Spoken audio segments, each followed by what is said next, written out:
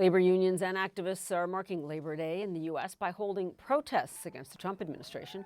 The rallies are more pointed in cities like Chicago, where President Trump is threatening to use National Guard troops to crack down on crime and illegal immigration. Today's demonstrations were organized in part by the AFL-CIO under the slogan, "Workers Over Billionaires." Fred Redmond is the labor group's secretary-treasurer, and he joins us now. Good to see you on Labor Day, and happy Labor Day to you. I am wondering what you are hoping that this turnout and these protests achieves. Well, first of all, happy Labor Day to you. And today, as you mentioned, the AFL-CIO hosted 1,000 events in 900 cities around this country. And what we would like to see, and what these workers would like to see who are attending these rallies in great numbers, they want to see an economy and a government and a country that works for the people, not just the billionaires.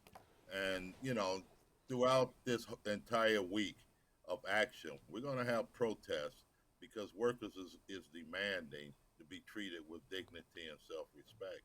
And that's what we want to see. We want to see workers being treated with the respect that they deserve, and workers are being considered valuable people in this society.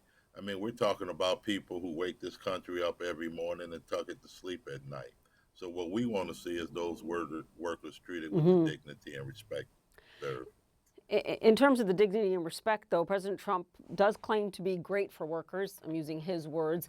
And yet he is trying to outlaw collective bargaining for 2/3 of the federal workforce.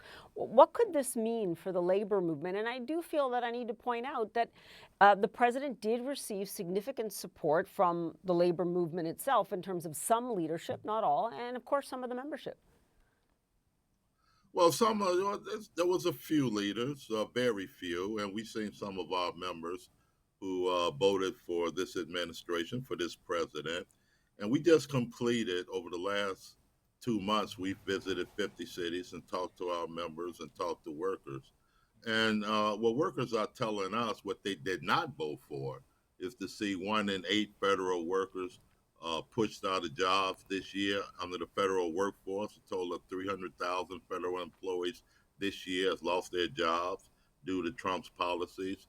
According to last month's job numbers, what these workers are telling us, they didn't vote for 37,000 manufacturing jobs has been eliminated over the last 3 months.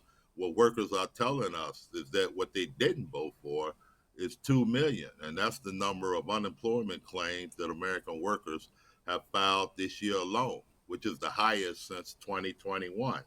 And what the workers did not vote for, those who voted for this president, was 1 million federal employees stripped of their collective bargaining rights. But that And what that they is did but not that vote is some of what they're getting. But I want to ask you, what are the labor laws in place good for if the executive branch seems to just be able to walk all over those laws? Well, we don't think that there are. We don't think that they have legal standing to eliminate some of the laws that they did and to invoke some of the orders that he have issued. That's why we have a very aggressive legal approach. We've won some of these cases. We've lost some. A lot of these cases are headed to the Supreme Court. But we're fighting this on all fronts, not just in the street, not just at rallies, but we got a strong legal position that we're taking with a combined Hmm. legal force that's working on behalf of workers. And like so much of what the executive branch executes right now, a lot of it is ending up in court. And we will continue to follow developments. Fred Redmond, have to leave it there. Thanks so much. Thank you.